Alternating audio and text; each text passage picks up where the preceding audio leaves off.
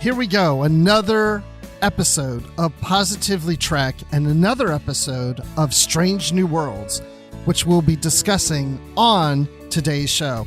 Welcome, everyone, to the show. I'm Bruce Gibson, along with Dan Gunther. Dan, I know you've watched Strange New Worlds. How are you feeling about the series so far? I'm really enjoying it so far. I've been, really enjoying each episode. Seems to have something that really hooks me. This week's episode, definitely no exception. Really enjoying the show for sure. Me too. And we're going to discuss episode 4 of season 1, Memento Mori, here on this episode. But before we do that, you know what we always got to do? We've got to talk about some other Star Trek stuff, some stuff in the news and everything that we're just talking about offline with each other. Then we're like, we should talk about it on the show, and we should talk about it with everybody online, and we should all just talk, right? Let's all get together and just talk about some stuff. So let's talk Star Trek. So, Picard. You know, that season just ended, season 2. It's like we're talking about season 3, which isn't coming out for until sometime next year. But there's been some little teases going on here from Terry Matalas, who's the showrunner of Star Trek Picard. And some tweets are going out there. You know, what did we do before Twitter? We always had to get Star Trek Communicator or Star Trek Magazine to find out anything that's going on. Now we've got the showrunners and the cast and people behind the scenes tweeting things out. And here's Terry tweeting something out about a new character for season 3 of Picard, who is the villain, played by, quote, someone you've seen a million times before. Someone I've always wanted to work with, and wow, you're not ready. End of quote. Mm-hmm. So, Brent Spiner, Dan, that's what you suggested to me earlier. Well, it's based on some stuff that he says later, it's not Brent Spiner, which I'm excited about. We know Brent Spiner's in season 3. We're not sure who he's going to be playing. Probably not Data. I don't see how that would work exactly. I don't want hey, now here's Frank Soong, the long lost nephew of Noonien Soong, who looks exactly like Brent Spiner.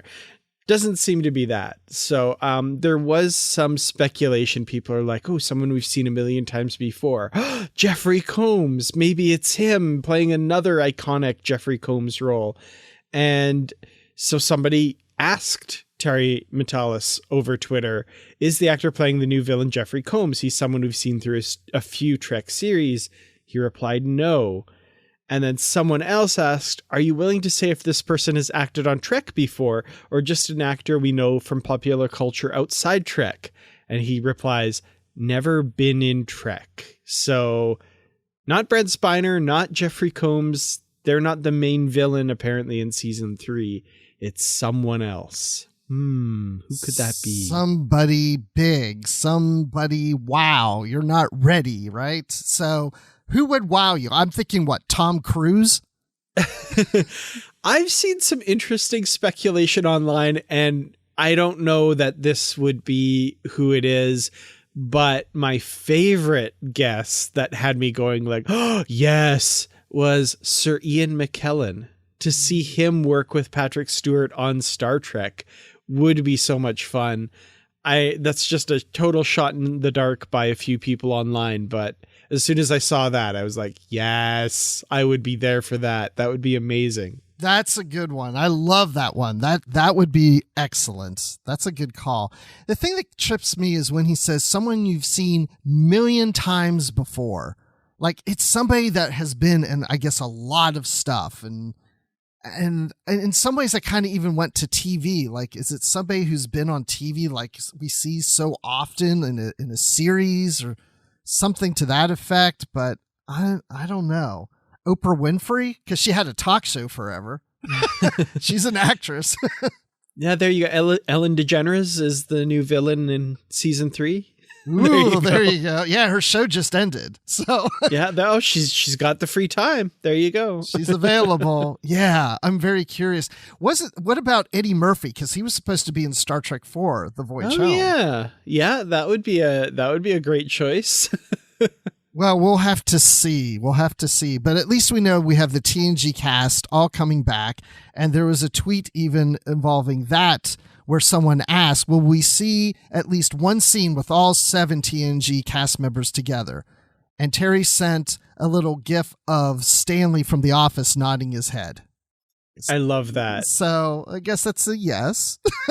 Yeah. And it sounds like what they're saying, it's people have asked, is this just a TNG reunion? Is it just kind of like and he says, no, they all have an important part in the series. And we know that a lot of them anyway are involved in many of the episodes. So it's not just like, Riker shows up with Troy in the middle of the season in Nepenthe, and then he shows up again at the end of the series. It's not like that. It sounds like they're very much integrated into the story they're telling in season 3. So I'm pretty excited about that.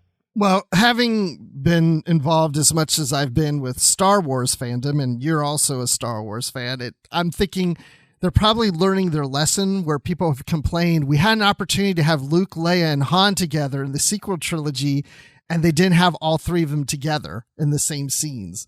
And I hear that still to this day where people complain about that. Like, what a missed opportunity. And it's like, yeah, if we didn't get all the TNG crew together in a scene together, everybody would be going, what a missed opportunity. Absolutely. Yeah. So he says, with this tweet, there will be at least one scene with all of the TNG stars. So that's Patrick Stewart, Gates McFadden, LeVar Burton, Michael Dorn, Jonathan Frakes, Marina Sirtis, and Brent Spiner all back together. And I personally hope they're sitting around a conference table hashing out a problem, because that's so iconic TNG. Yes.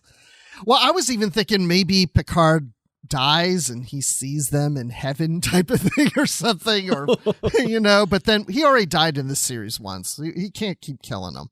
Been there, done that. Yeah. We'll do something different. Yes.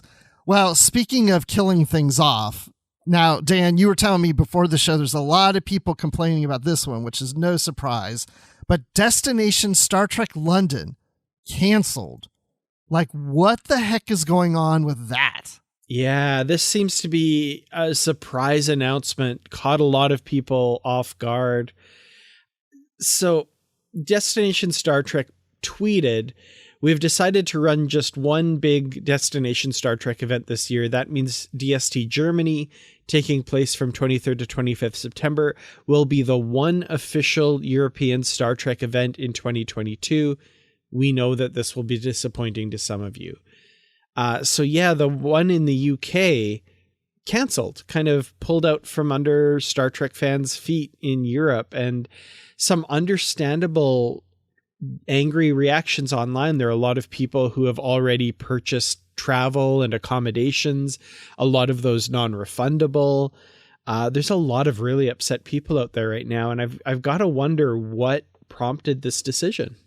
Well, there's a statement that just came out, I think today, as we're recording this on Saturday the 28th, that says that given the unpredictable challenges of in-person events at this time, we wanted to focus all of our resources towards delivering one strong show for European fans as opposed to 2 events that are a few weeks apart. We look forward to celebrating with the fans later this year in Germany.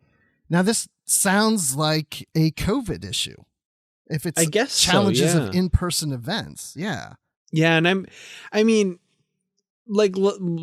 cards on the table. Let's all be honest here. Everything comes down to money. So they have determined, I'm assuming at some point, that it's going to be not feasible to have these 2 shows and to just have the one show. Maybe the restrictions made it too onerous to try to put on 2 shows. I have no idea. I'm not sure. But yeah, it sounds like that's what they're saying here, that due to the unpredictable challenges, I guess, of in-person events, whatever that means there's just the Destination Star Trek in Germany and this one's canceled. So I don't know. That's confusing to me for sure. With all the new Star Trek, I mean, Star Trek's popularity has been rising again, So it's an odd time to say, well, we can't support 2 shows, within weeks of each other, because I'm thinking, yeah, but I think attendance would be up because of new Star Trek. You know, you're re-energizing the franchise. So yeah, there's definitely more at play here. Like you said, money-wise, whatever it is. I mean, I know it's going to cost extra money for UK fans now to go to Germany, but you know what? You might as well do it.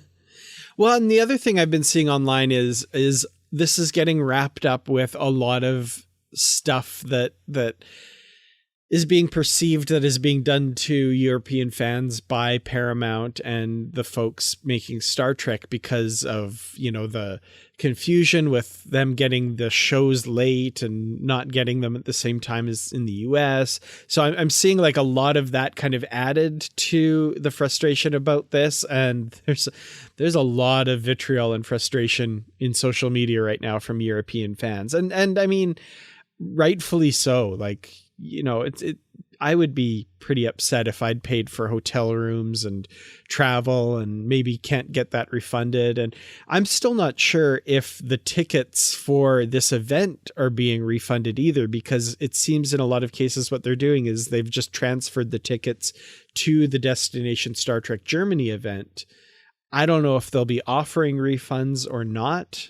That's kind of a question I've seen asked a lot of times and not a lot of satisfactory answers to that. So I assume they would have to offer refunds, but I've been seeing frustration that people are worried they won't get refunded because they've just been given Germany tickets instead of the UK ones. Yeah, because I'm looking at a tweet from Destination Star Trek in response to someone asking London isn't on anymore. And they said, unfortunately, yes. Germany will still take place in September, and all ticket holders will receive information of next steps. So there's probably something where you have options of you can transfer your tickets to Germany or you can get some kind of refund. Yeah, I would think that, I mean, they obviously have to refund people. They can't expect everybody to go to Germany. Yeah, that's my thinking as well, for sure. So this is in September, Dan. So should we go to Germany? I unfortunately will not be making it to Germany at that time, but I hope, I hope it's an amazing event, and I hope fans are satisfied and able to attend. And for those who can't, I really feel for you, for sure. So, yeah, I don't know. I really want to go. I would love to go. That would be amazing. But yeah, we'll bring you more information on this as we learn it. If, you know, we get confirmation of refunds and kind of what's going on there. And if we find out exactly why this has been canceled, that would be great as well. So we're here for you, our European fans. We're solidarity, my friends. We feel for you for sure. You know what? You don't need any freaking conventions. You have this show, right? We can just celebrate Star Trek here. Well, some of them don't have the show yet, though, either. That's the sad part. No, I mean this show, Positively Trek. Oh, yeah. You've got us.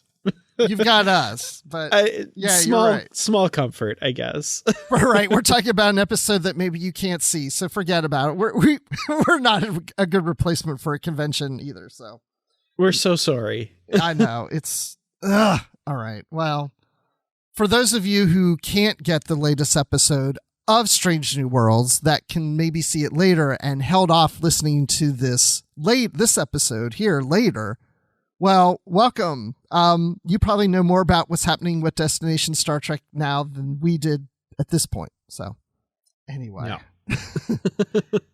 All right. This is too devastating. I'm going to have to take a break, Dan. Yeah, let's do that. Let's take a break. We're going to take a brief break, recover from all this, and we're going to talk about Memento Mori, episode 4 of Star Trek Strange New Worlds. This episode of Positively Trek is brought to you by our wonderful supporters on Patreon, including our Constitution class supporters Jim Stoffel, Joyce Marin, Carl Morris, Dave Garcia, Rick Young, Paul D. Kinnear, John Blaber, and Jesse Earl. thank you all so much for your support of the Positively Trek podcast. If you would like to become a patron of the show, go to patreon.com/positivelytrek. You can get early access to episodes, exclusive content, shoutouts, associate producer credits, and more. Again, that's patreon.com/positivelytrek. Thank you once again. And now let's get back to the show. Did you see something, Fig? It was dark. I didn't see it, but it makes noises like this.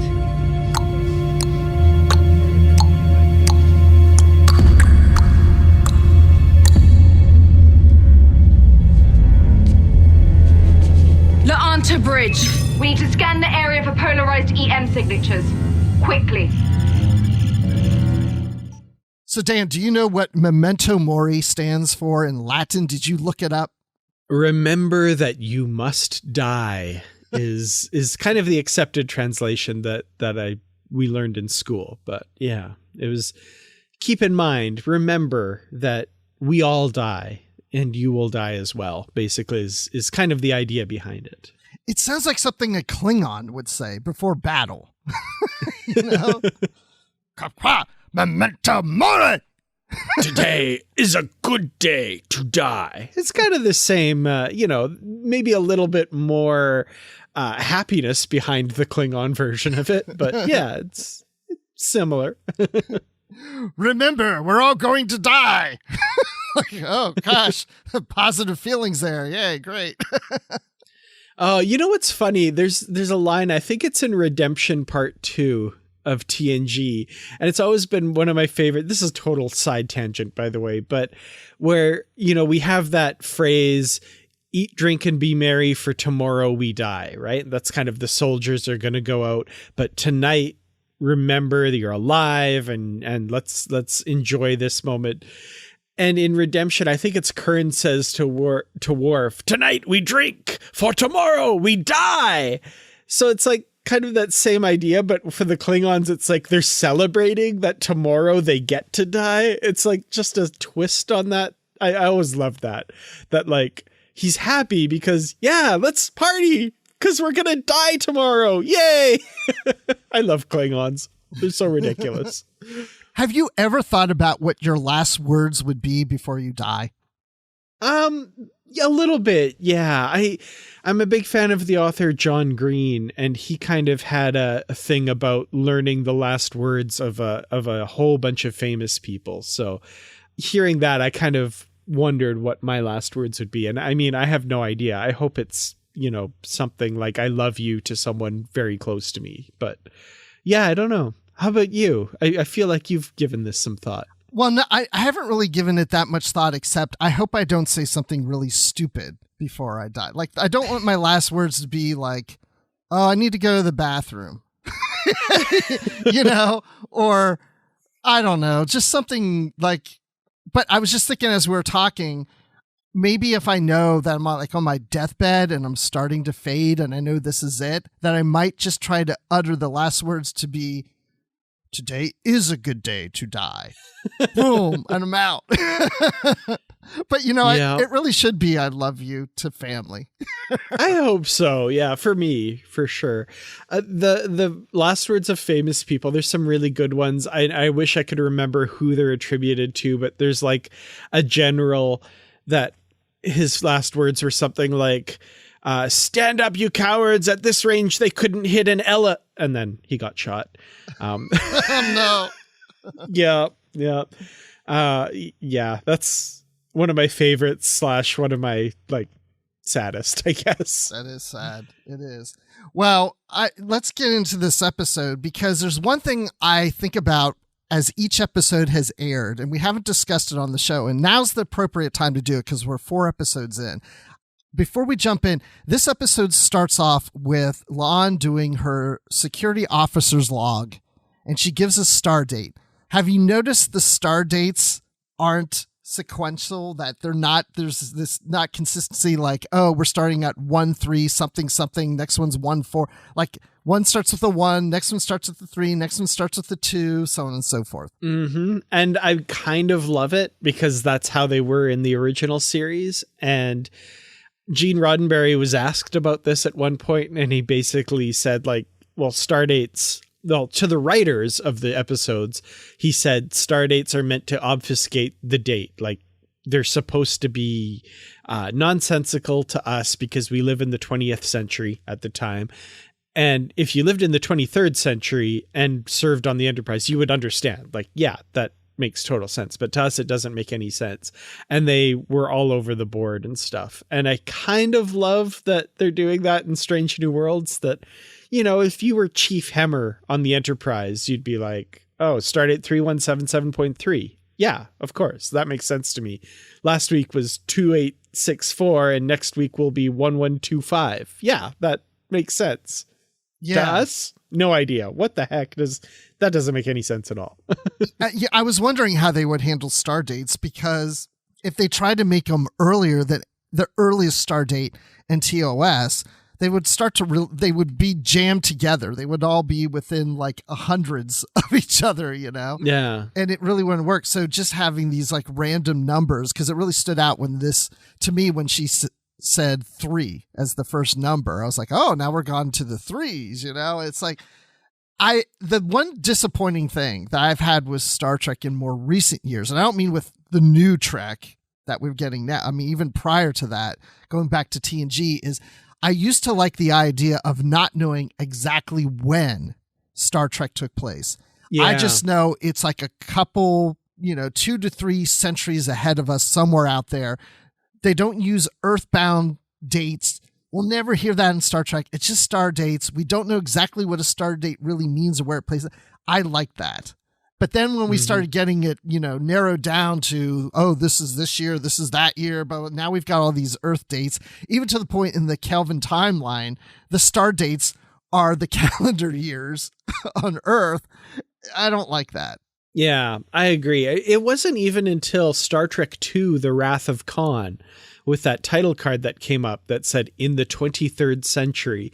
We didn't even know that was the century Star Trek was in until that moment in 1982. So it's changed a lot now that we know exactly the calendar date, and they've moved everything to make it fit in. And interestingly, our next book club episode, where we're talking about the novel Final Frontier by Diane Carey, will, I'm sure, have a little bit of a discussion about the dates, because she made some assumptions in there that don't work anymore. So, it was just left to the writers to kind of guess at about where things were.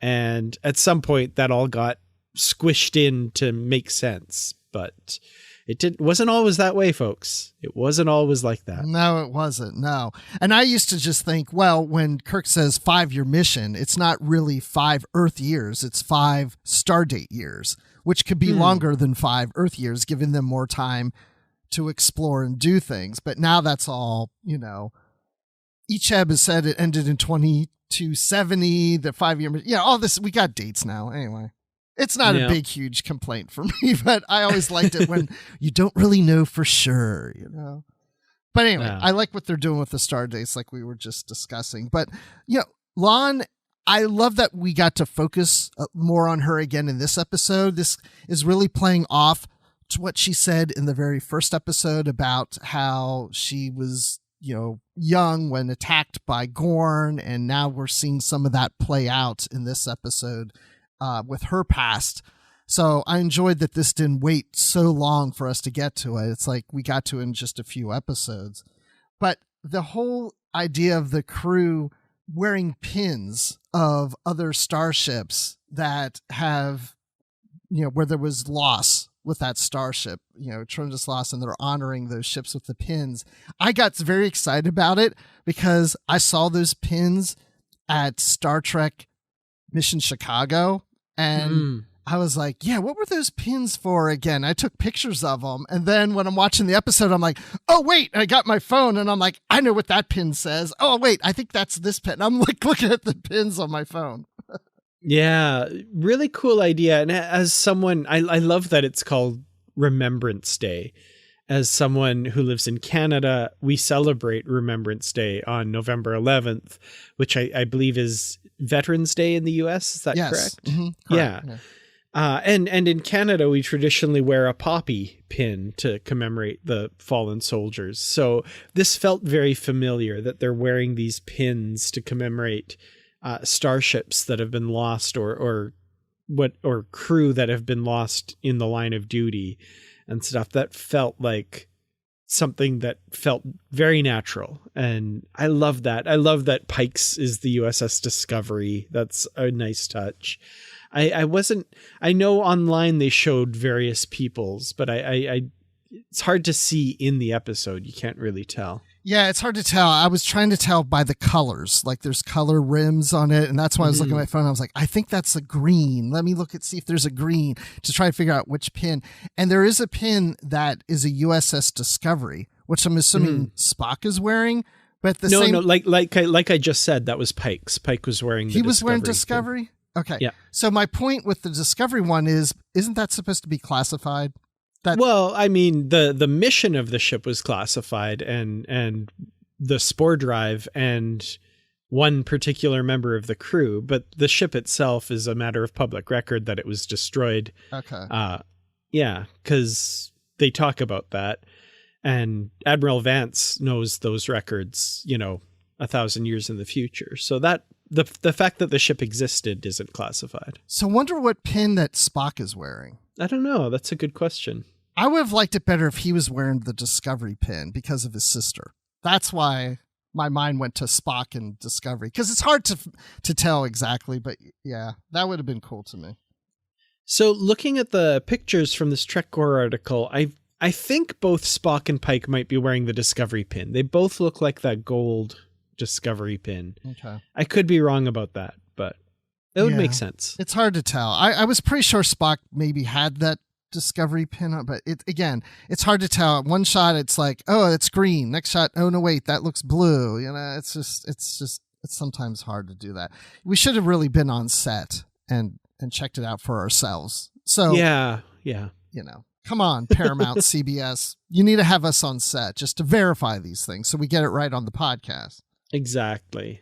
So the Enterprise is heading off to this colony where they're not getting signals. They're going to check them because the comm satellite has been destroyed. And when they arrive there, they send down a landing party and they don't find anybody there. And which has happened in other Star Trek episodes too, even this season.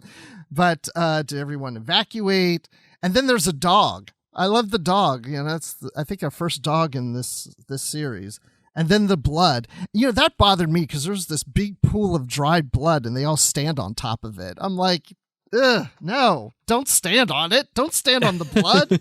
That's disgusting. Yeah, that was definitely a chilling scene. And you see that everybody was kind of brought there and then taken away. The bodies were dragged there. That was definitely chilling. Yeah. But then they eventually do get hold of someone back. They go back to the ship and they get hold of this professor who's on a cargo ship that's used to transport radioactive ore, and it's resistant to transporters, so they can't beam the people on. So they have to then get their transport tube from the Enterprise to this cargo ship to get everybody onto the Enterprise, which we find out later is kind of this ploy by the Gorn. But I want to ask you, Dan, when they were talking to this professor who's on the colony ship or the cargo ship, did you trust that woman? Because I was like, I don't know if I would trust her. I don't know if she's like behind this or the Gorn are there trying to bait them or whatever, which eventually kind of happened. But I thought maybe she might be in on something. I didn't get that impression at all. I definitely felt like this was on the up and up, and they felt desperate and like survivors. So yeah, I didn't. I mean, as we see, it's kind of a trap by the Gorn, but she wasn't in on it. I definitely didn't get that impression at all. Yeah, I'm suspicious of everyone now, especially when communications are down or there's some reason we can't transport it. Like, I just felt like something isn't right, that's why, which obviously in a way it wasn't, because it was the Gorn using them as bait to get the Enterprise, because when they have that little transport tube going to the ship, their shields are down. And I love when the little girl is talking to Lon and she's like, you know, they're like these creatures, these monsters, and they're clicking. They're making this click, click, click, click, click, click. And you know right away, Lon's like, oh my gosh, it's the Gorn. Did you think we would see the Gorn in this episode? No, I didn't think we would. I thought it would be like a hidden thing. And I was definitely, it turns out, right by the end of the episode. I was interested to see the Gorn, but I didn't think that we would. I felt like it was a little too early to show them off. But what we see here definitely is La'an's trauma. We're definitely seeing the trauma that she went through and how that informs what's going on with her throughout this episode. It's interesting, she sees her brother all the time, and we don't really learn that's her brother till later in the episode, but there's a lot going on here. And I gotta say, the actress is just really nailing this performance. This is I had a hard time connecting with the Lon character in previous episodes, but in this episode here, I'm like, okay, we're finally kind of seeing what makes her tick. And again, I think that's by design too. I think we're meant to feel a little alienated from her. And now we're seeing why she acts the way she does, this trauma that she's gone through, and beautifully portrayed by Christina Chong.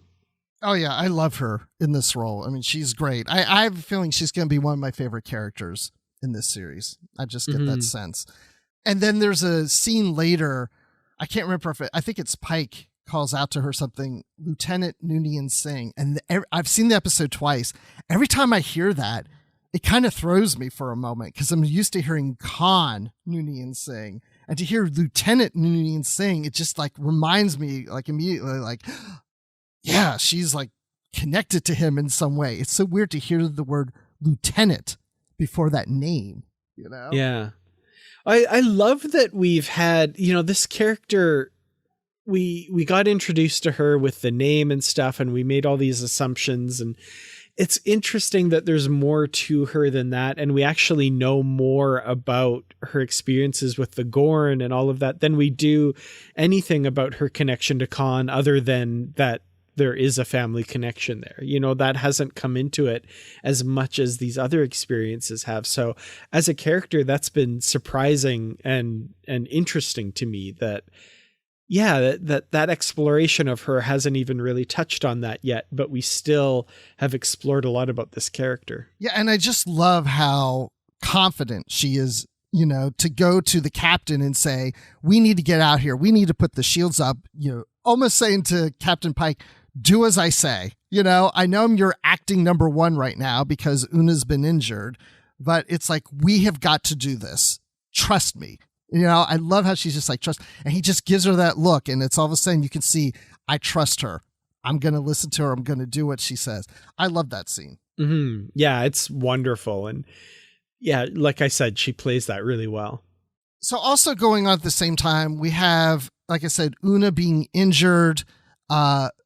Uhura and Hemmer are in engineering together, and I like the exchange that they had. Well, they're actually in the cargo bay too, which figures into the plot quite a bit, because the cargo bay is one of the places that's hit and damaged quite badly as well. Yeah, that's right. They're in the cargo bay, and they're working on that AP350 thing, and you know, and because it's burning up or they ever have to cool it down, and he gets his hand hurt, and I love how Uhura comes and she pushes that big whatever thing that was on his hand that crushed it out of the way. And he says he can't use his fingers and she can do that for him. And he's talking her through it. I loved her enthusiasm when she gets something right. Mm-hmm. Yeah.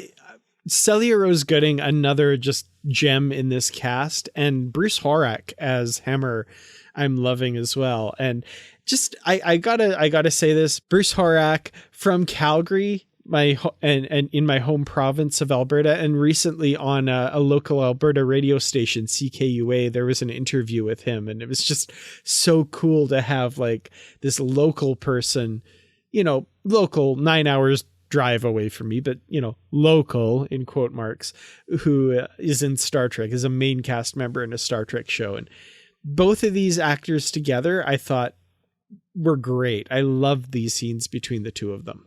I'm liking his character, but I'm really waiting to have that character episode for him. Yes, absolutely. Yeah, because I feel like we've really got to know a lot of the other characters and him not as much yet.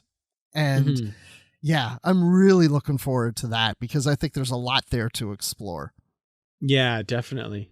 So yeah, they've got this whole situation where the Gorn is approaching. I love the Gorn ships, by the way. Yeah. Those look really cool. This is another instance where I think the model makers at Eagle Moss are watching this going, oh man. I want a collapsible one that I can just crush. It can implode in my hand. Yeah, that was pretty cool. Yeah, but you know, they have this brown dwarf that's being kind of sucked into this black hole, and they decide they're going to hide in there, meaning the Enterprise is going to hide in there to get away from the Gorn. But you know, the pressure of that and everything could collapse the ship, and everybody's worried that, you know, it could destroy the Enterprise. I love how Pike's confidence is she'll hold up. Almost like this is the Enterprise. She's the superhero. She can do it. She can hold up. And you just hear the creaking, you know, and everybody looking around. And I'm just like, how's he so sure that that's actually going to survive? So do you think Pike, this is a genuine question, do you think Pike's confidence that the Enterprise will survive is due to his knowing his future? Do you think that's where that comes from, or is it something else? I love that question, Dan. Yes, because I thought about that. Because there's this one scene, it wasn't when they first went in, but when they decided they were going to go in deeper, there was this pause, and it was that confidence of like, we'll be fine, I know. And I thought, does he know because of that? He knows his future. But then every risk isn't a risk then, right? Because it's like, if you know that period of time that you're going to die, and even though he doesn't necessarily die, but when is it, or, you know, will you risk everything because you know the future's already been planned out? You know, it's like, I don't know. That to me was interesting because let's just say, Dan, for example, that you knew your future, that you're going to die in year whatever, right? Or star date, whatever. I'm going to give you a star date. You know, you're going to die on that star date. That is written in stone. Does that mean that you would jump off a cliff because you know you'd survive? Yeah, I don't know. You know, I don't think that I would. Right. But yeah. So could he change that somehow? Like if he just stepped in front of a bus one day, right, or something? Right. I don't know. Yeah. Or again, does it stem from the fact that the reason the future is set in stone is because we know what kind of a person he is, and he will do what it takes to be there to save those cadets just because of his personality and who he is? Like, is it? I don't know. This is all philosophical, and I'm not sure. Yeah, because if it's written in stone and the future can't be changed, if you take that literally, then yeah, he could, you know, blow up the Enterprise and still survive. Right. But obviously we know that wouldn't be true. So yeah, I don't know. I don't want to get too far into that, but I did have that thought too, because I thought he's probably staying there going, I think the Enterprise will hold up. I think we can make it. But there's that little doubt in his mind, like, but I'm not 100% sure, but I think I'm going to give the order. And right before giving the order, there's that moment of like, yes, because I'm about to give the order and I know it will work because I will live on. I know the future. And that gives the confidence to definitely say, yes, we're good to go. So will that make him more reckless in the future, I think, is an interesting question. Because he had that moment as well in the season 2 finale of Discovery, where he's in the room with the torpedo. Yes. He says, if I'm in this room, this torpedo won't go off. And Cornwell looks at him and says, are you sure about that? Are you willing to risk your ship and crew over that? And the camera's on Pike and his face changes and he realizes, I don't think I can. So there's something in his mind that's holding him back a little bit, that, you know, maybe I'm not so impervious, and, you know, I don't know. He decides to leave that room and go to the bridge. So did he survive because he left the room to go to the bridge and that's what was always going to happen? Like, you could go down so many pathways with this where it's like, it's so confusing and my head hurts. I know. And here's the funny thing. Like, I wasn't even expecting to talk about this because it was just something I briefly thought about when I watched the episode. And now that you brought it up, it's like, to me, that's the thing that's really stirring my mind right now about this episode is that that's something I'm going to think about when we get to every episode. When Pike makes a decision, is it because he knows his future? Is he reckless? Is he more reckless than he would have been? Yeah, there's a lot there. Yeah, absolutely. Oh my gosh, it's probably not good that you know your future, people. I'm telling you, it would freak me out, I think. But they do, they survive. I love it. When I'm getting really excited now. I love it when the Enterprise, they decide to just sit. Let's just sit. And Ortegas is like, okay, ship approaching, ready to go. Nope. And I love how he gives the opportunity to La'an to tell Ortegas to hold, Yeah. You're the first off, like, go ahead. Like, not just hear it from me, but hear it from you too. Yeah, there's some great moments with all of those characters, and La'an especially. She settles into that first officer role so nicely, which we saw her do in the first episode, and she takes that again here, and I love her in that role. It's kind of too bad that number one has to be sidelined for that to happen. I was kind of disappointed that she was sidelined in sickbay for the whole episode, but it was still great to see that dynamic play out on the bridge. Yeah, just real quick about number one being in sickbay. That was my least favorite part. It wasn't that it was awful. It was just like, well, I know she's going to be okay and they're going to get her to feel better and all. It's like, yeah, it was just a reason to sideline her to put La'an up front, So yeah, I just to that point, I don't really have much to say except at the end of that episode, I love how she's getting her blood from Mbenga. Yeah, that was cool. Really cool. I love that part. And she sees what's happening. She sees the blood going into her arm, and she's like, "They disobeyed my orders. I said to save the plasma for the other crew member." And she looks and follows it and sees it coming from his arm, and just smiles at him, and he smiles and nods back. No dialogue. Just a beautiful scene. I loved that. That was so well done. Yeah, I love that you just said no dialogue, because I was going to say, I just love the looks they gave each other. That was perfect right there. No need to say anything. The looks say it all right there. Yeah. And can I just sing the praises of Jess Bush as Nurse Chapel? I feel like I'm going to do this every week, but I love her dynamic. Like, who says that? Me. Right. And I made the comment to Nikki while we were watching this. I said, there's nobody on this cast that I don't like, which, I don't actively dislike people in other Star Trek casts, but there's characters where I'm kind of like, Yeah. But this cast, I love every one of them. They're all terrific. I cannot wait. This is my thing that I like to collect.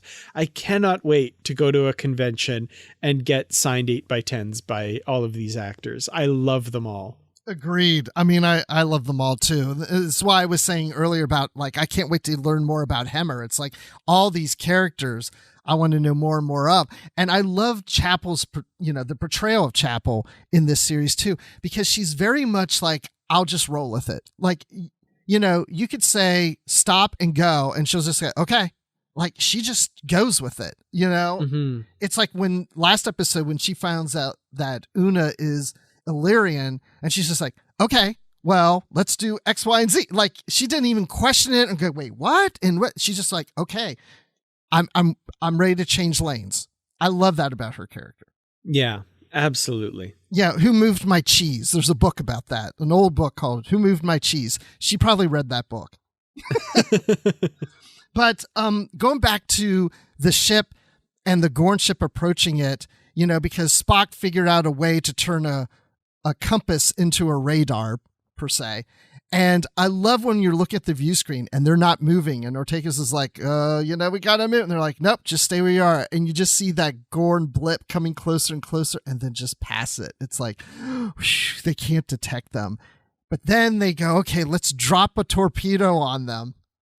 That was a ruse too. That was the Gorn's plan to try to find them. They sacrificed that ship to find out where the Enterprise was, and they go to a commercial break.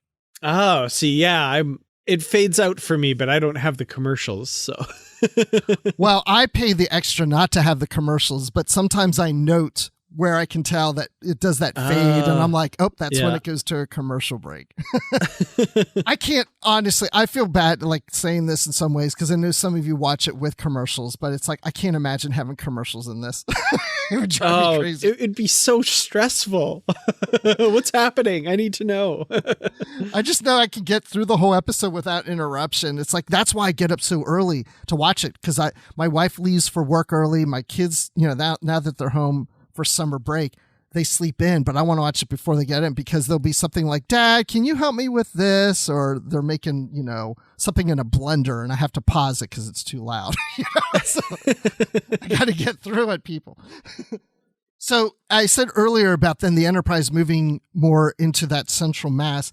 And, I had a lot of thoughts about the Wrath of Khan and Balance of Terror in this, the whole kind of submarine kind of feel.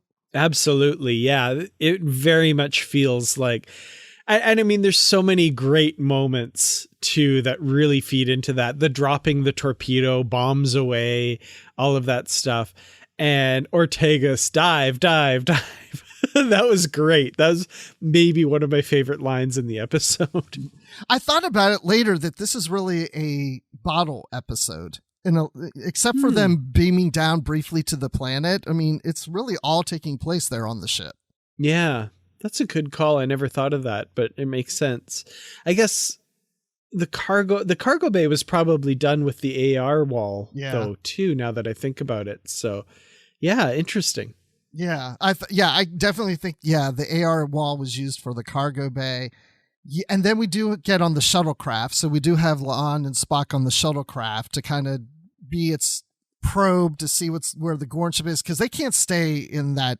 The ship is about to destroy that device. The AP-350 is gonna explode and destroy the ship. They got to get out there, but the Gorn will be seen. But I love it when she's on the shuttlecraft. La'an's on the shuttlecraft with Spock, because they get that moment together, and that. What looks like some kind of, beam between the two Gorn ships is actually, we find out, a communication device. It's the way how they communicate because of her past experience witnessing that with Gorn, which prompts us to this whole mind meld thing with Spock. The whole episode I love, but the mind meld was just at the right time because it just broke up all the action and just focused on these two characters, not just La'an, but Spock. I thought this was a great scene. I really enjoyed this as well. It was two great actors, of course, and we see La'an's memory of the past and her brother and what those lights and signals mean. But she hears Burnham's voice as well and realizes that Spock's connection to all of this, he's recognizing that she lost her brother and the rest of her family, and she realizes he lost a sister as well. And when she talks about it, the look on Spock's face, the kind of like fear a little bit, maybe a little bit of panic, where he's like, I believe we should end this mind meld. And there's so much there. There's like, obviously he doesn't want to talk about it because it's painful and it hurts. And also, I'm sure some of that look of panic on his face is like, this is very classified and you're not supposed to know about this. We need to stop this now. Yeah. So that was great. Yeah, because she points out that the records don't show him having a sister. Like, she's seeing that, wait, there's something declassified here, something that's being hidden. And he's like, it's time we end this now. Yeah. But one thing I don't understand, and I've watched it twice, I don't understand.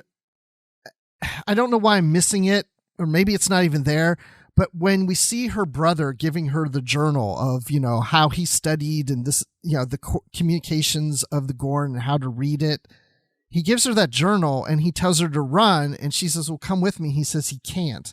I didn't really understand why he couldn't go with her. Well, I think because he was injured and would slow her down and he wanted her to get away, right? I think that was all it was if, she continues to try and help him hobble along, they're both going to get captured, right? But if he says to her, run, she can get away. Yeah, I wondered, I thought maybe it's because he's injured, but I didn't really pick up on it, but it doesn't matter. He couldn't come with her. But I was just wondering, I was like, why can't he go with her? He seemed fine to me. He liked to smile around the Enterprise when he appeared, which I always thought was funny. All of a sudden there's these intense scenes and there's a guy just standing there smiling like, hi. I love that because it shows how she remembers him and that, she's not remembering him as the scared, panicked, about to die. She remembers the good times and the happiness. I love that. That's something that a lot of people can't do. And I appreciate that she's able to do that. Absolutely. Yeah. And then back on the Enterprise, we do have Uhura finishing the reboot of that AP350. And there's a really great scene there. We do find out a little more about Hemmer and being, the Enar being pacifists and how he wanted to be a botanist, I thought was interesting too. And that he doesn't fight for Starfleet, but he defends its ideals. Those are those little Star Trek moments that I just love. Yeah, absolutely. And his idea that pacifism means defending all life. Like that's his definition of pacifism, protecting all life. I love that. Yeah. So yeah, that was a great moment with Hemmer where we're getting just a little more of him.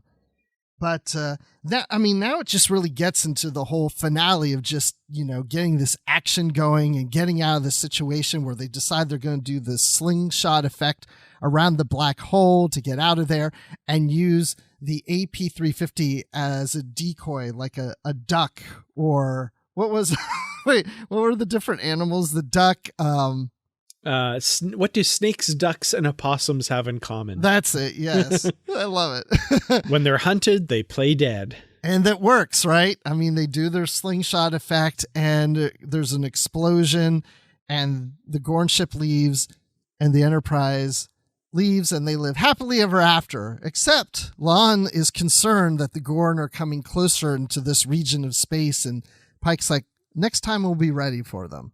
He seems pretty confident. She does not. Right.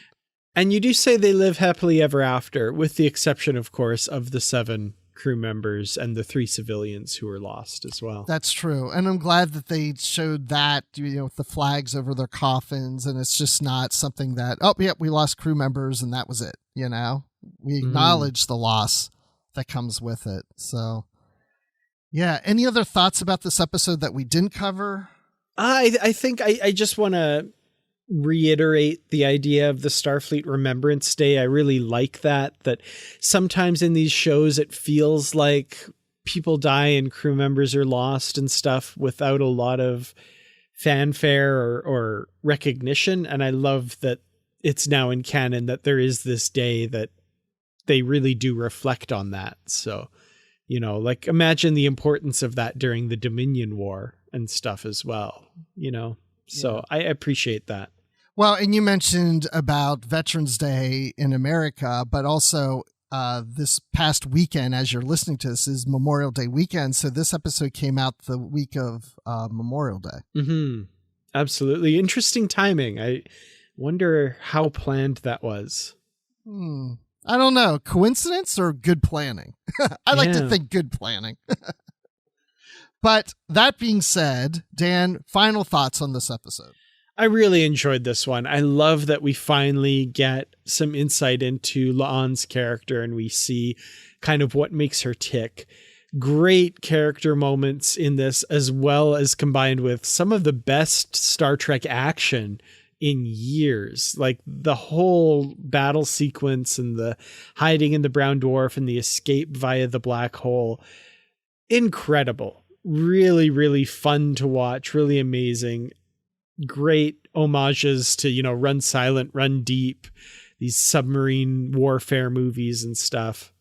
And every character moment was top notch to me. I love seeing more of Chapel, Hammer, Uhura, and of course La'an and Pike and Spock. Like, all of them had really meaty things to do in this episode. So yeah, top marks for me. I'm giving this one, I'm going to say 5 out of 5 AP 350s that trick Gorn.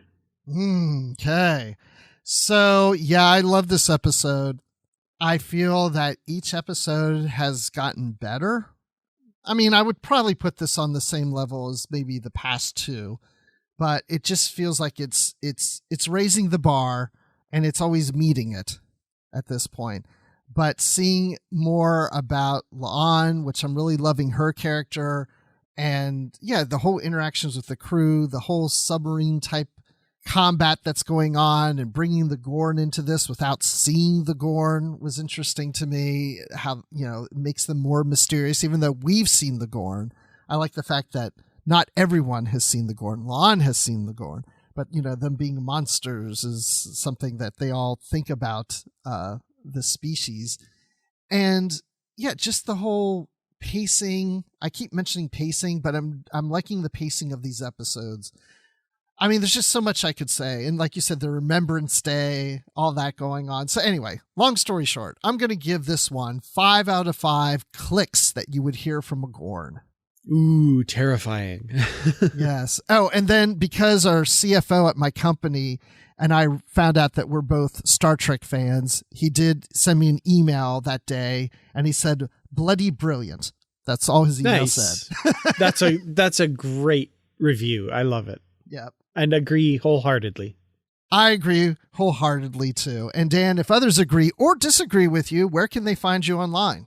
You can find me on Twitter at Kurtrats. That's KERTRATS, youtube.com/Kurtrats Productions. And of course, in the Positively Trek discussion group on Facebook, where you will find a spoiler thread for each week's episode, including next week's as we get closer, which is called Spock Amok, which I'm excited about. Oh yeah, I forgot about that one. Yes. Okay. I'm excited too about that too. So yeah, find me online on Twitter at Admiral_Rex. That's Admiral with the underline Rex. I'm also on Instagram, just Admiral Rex. You can also email me at Admiral_Rex at yahoo.com, which my kids always say, who uses Yahoo? But I've had these emails forever. So, but then I also have a Gmail account, but I'm not going to give you every email account that I have out there, but you can email us at a Gmail account, positivelytrek@gmail.com. Follow us on Twitter and Instagram at positivelytrek. And as Dan mentioned, we're on Facebook. Look for our discussion group. Join us in there for these discussions. And also we have a Goodreads group where we talk about the books and comics, and you'll see what upcoming books we're going to cover on the book club. So check us out there. And I want to thank our patrons on Patreon for all your support.